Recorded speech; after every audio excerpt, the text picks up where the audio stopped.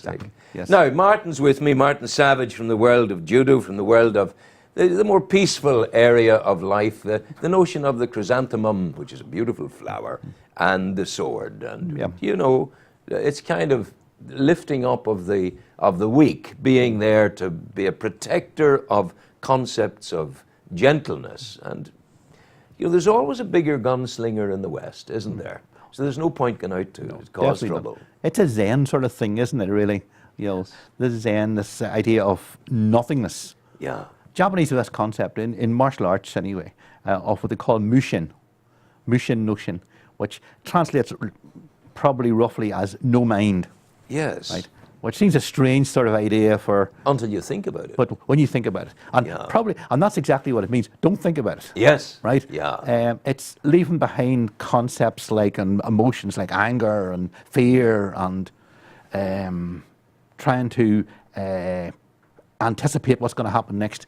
Yeah. Leaving those concepts behind through training, of course, and be able to just deal with the moment. Yeah. It's almost intuitive, if you like. Yeah. You know, and there's a peaceful calmness about that. I think, you know, you see people are striving to do things, you know, and they're trying very, very hard, and you hear the concept of over trying or trying too hard, and I think that's where you have difficulty succeeding. Yeah. So in the world of judo, for example, have you had to work at that concept to have that inner peacefulness? I think you don't work at it in the sense of laying out a program and going through it in that way. I think it can come about through training. Yeah. You know, obviously, you know, it's something that was important to the Japanese warrior, to the samurai, to be able to deal with that in a combat situation. Today, it's not important in that sense, but we get it through training. I remember experiencing once, it was a kata competition. Kata, as I said to you before, is a demonstration, of the moves. Of the moves, yeah. And it was a competition we were doing in Excel, where the Olympics were held. The judo was held in the Olympics in London. And it was a big competition. And it was the first time, and the only time actually I've really experienced this. But went into the competition, stepped on the mat, and as soon as I stepped on, I just knew that everything was going to be just right. Wow. I didn't have, you know, and it was almost, for the rest of the kata, which lasted about 7.5 minutes, you were almost a spectator. It was, things were happening which you didn't need to control, you didn't need to think about. Yeah. Now, it's not something that ever happened to me again. It was, we talk about in sport, we talk about being in the zone. You hear this expression all the time. In the zone. And I think sometimes it's overly used, because sometimes people talk about being in the zone when they're physically in the zone. But this is a mental thing, which is the all-important one, really, because if you know, people worry, and they're taking. You hear the expression, "I had that person in bed with me last night." You're waking up in the middle of the night, and you're plotting and you're controlling, you're doing things. You don't leave it alone, so consequently, your mind is always in overdrive. Exactly. And is it your experience that the Japanese, and the Japanese through your discipline, judo in particular, have mastered that particular technique of chill down, the chrysanthemum factor, let's call it? Yeah, I think they certainly have, more so than in the West, and I think maybe it's because of the connections with Zen Buddhism. You know, there's those ideas that you have in Zen that underpin a lot of Japanese martial arts. You know, this notion that they have too, it's another Japanese expression, shogunai. Shogunai, basically, you know, it's very hard sometimes to find exact English translations for these Japanese words, but the nearest you come to is it can't be helped. Now, when something bad happens to us and we say, oh, I couldn't help it, right? That's the end of the story. But the Japanese have a different way of looking at this. They're saying there's things we can't control. So don't worry about controlling them. You can't control them, you can't control them. But what you can control is your attitude to not being able to control them. Yes. And I think that makes a big difference to where you go forward from that. And of course, the great thing that we cannot control is the area of death in our lives. And so many people worry about it. So many people are hooked down there like in a rugby scrum, worried. Yes. But the Japanese have a different way of looking at that. Yeah, well, I suppose in the ordinary Japanese looks at it pretty much similarly to we do. It's not something that you really want to do, right? But I suppose they have this peacefulness, this Zen peacefulness, if you like, that accepts it. It's an acceptability, I suppose, in a way. But, you know, the Japanese samurai, their attitude, they actually embraced it. You know, they saw it as being the fulfillment of their lives, basically. You know, it was something that they were born to do, if you think of it that way. Born to die. Born to die, you know. And it's an extraordinary enough thing, because I'm possibly further along the Zen road than I realize, because in my thought processes and in whatever kind of extraordinary prayerfulness I engage in at times, and it's certainly not religious. It's not there. It's not there at all. But I find, for example, a contentment in knowing that my health has a question mark over it. And that's something I can either accept or worry about or whatever else. And someone says, how are you now? All I can say is, I think I'm okay. Yes. I think I'm okay. Yeah. And that's more than that you cannot say. Yeah. And I recall now this past fortnight, a lovely person who I saw 2 years ago, and the person was in the waiting room of the Ulster Clinic, going in to have a diagnosis. I was similarly going in to have a diagnosis. Let's put it this way: that other person was buried this week. Yeah. That person was unfortunate. Yes. I was lucky. Yeah. And so I think it's a matter of valuing where you are in life, and also, you know, you've done your job. You've passed on the baton to somewhere else. And when your time comes, it comes. Yeah. You know. But you're saying about attitudes and things. I don't know what the scientific basis for this is, but it was a study that was done a few years back, and they looked at people's attitudes to cancer. Yes. And the people that survived. And those three basic attitudes, there was the people who lay down underneath it and just gave up. There's the people who fought it tooth and nail, basically. And there were those that just accepted it. You know. And strangely enough, you would have thought of it, the people who fought it would be the better rate of survival, but it wasn't. It was the people who accepted it. Yeah. Yeah, but you see, the thing about it is, it's a wrong phrase to say you lost your battle to cancer or whatever else, because no one wins the battle. It's there. It's going to take us out in the long run.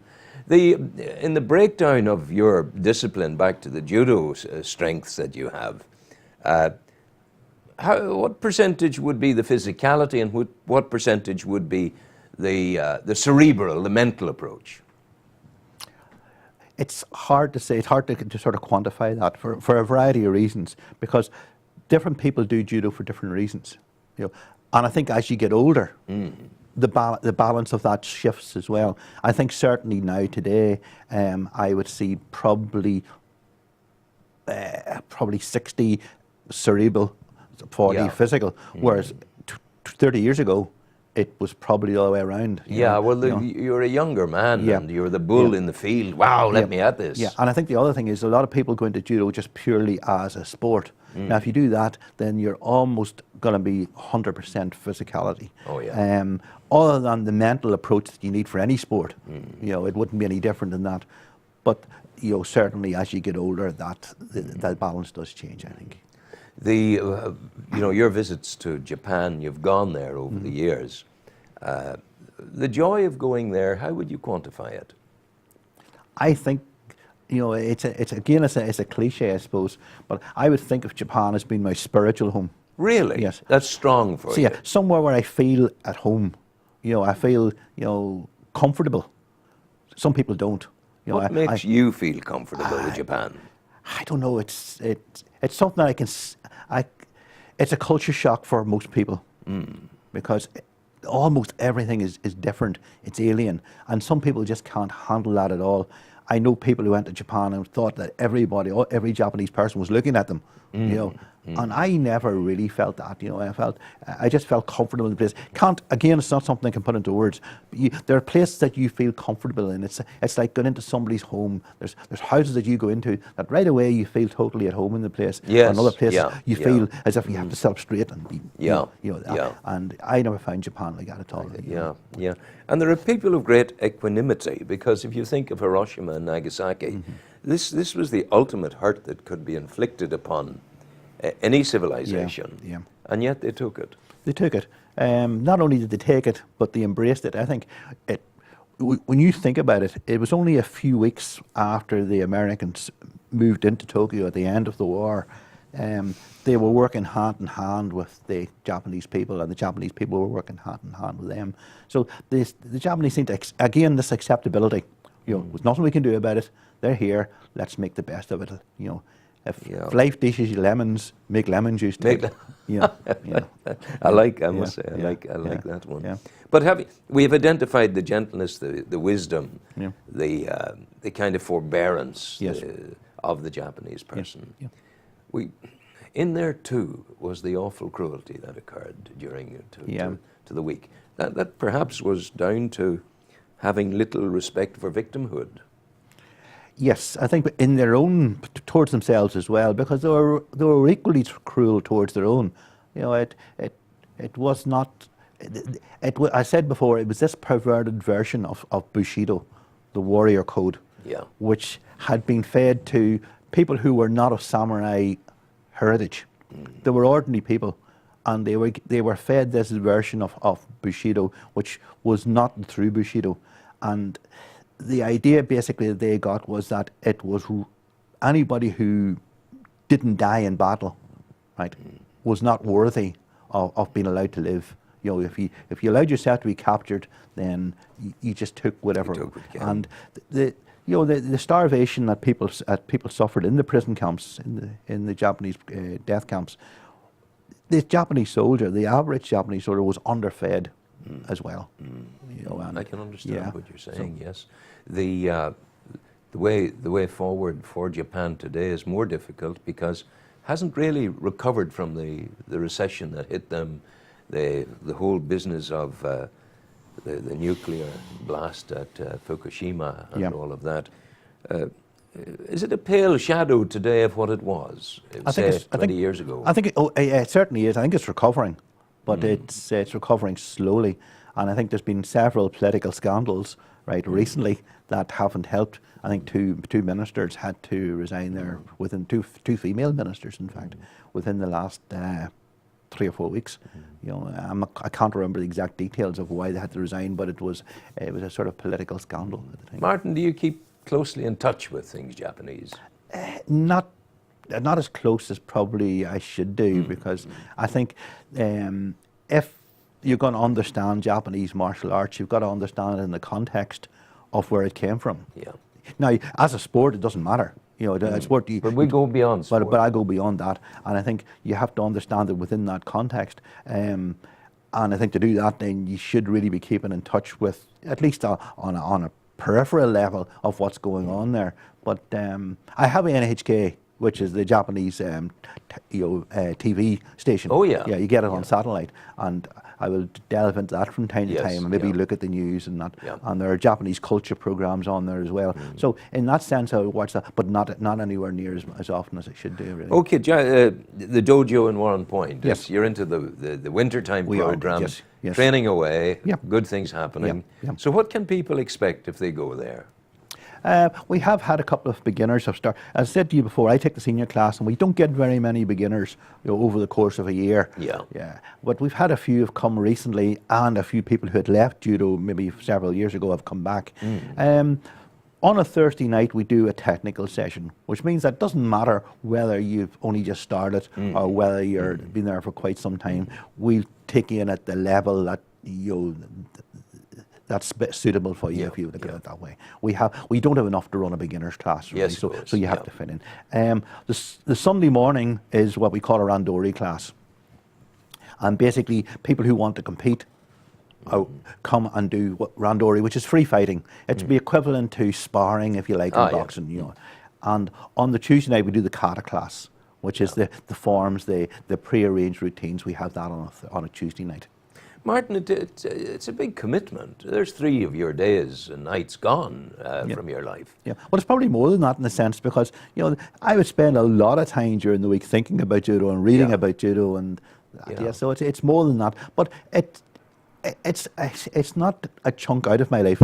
It is my life, really. It is your life. It is my life. And of course, you engage in the regular, forgive the poetic license, in the regular tea ceremony of Delhi Lights in Warren Point. Yes, yes, yes. You can't beat the tea. Yeah, and again, going back to this thing of Zen, right? And we talked about Mushin. You can achieve that through other things, not just martial arts, Yes. but through things like the tea ceremony. Say, for Yeah, example, I've been to a tea absolutely. ceremony in Japan. Yeah. It's a very interesting ceremony. Yes. Yeah, it's all good. It is. Martin, thank you very much Got indeed. it. We're almost there. We're We're getting there. We're Yeah. getting there. Yeah. That's Martin Savage, a you. man of the dojo and of judo in Warren Point and the world, really, because judo knows no limitations. You're with Destination Yuri. I'm Rowan Hand. Time now for music and ads, I believe. Destination Yuri. Keep it on. We're back in moments.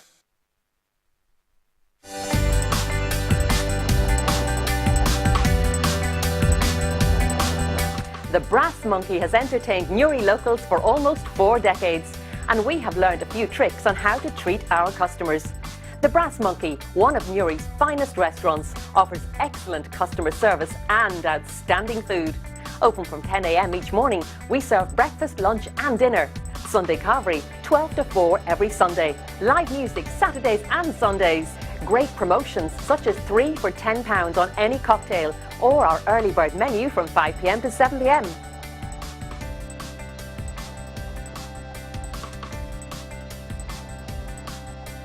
The Brass Monkey services include taking bookings, walk-ins welcome, good for groups or parties, good for children, table service and outdoor seating.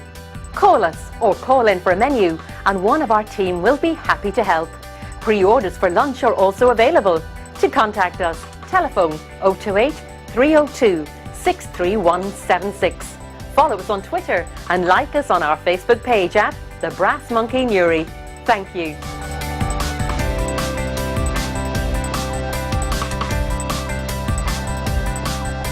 Newry Veterinary Centre, located on Patrick Street in Newry, is committed to providing you with the very best in pet healthcare. The veterinary team bring a wealth of experience to the practice and have individually obtained high standards of professional qualification. Our services include small animal, large animal and equine, 24-hour emergency service, consultations by appointment, ultrasound scanning, digital x-ray facilities, in-house laboratory and much more. Contact us today. Newry Veterinary Centre, 39A Patrick Street, Newry, or telephone 028 302 62266.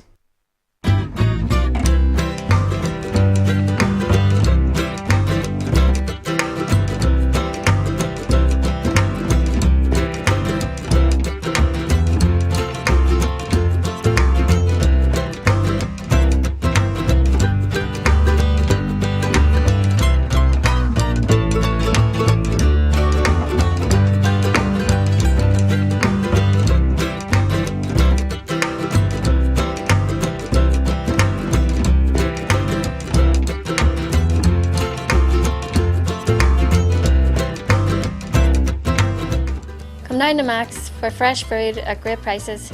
We deliver free to local businesses and schools, and we also deliver to the local area for a small charge of £3. So come down to us now.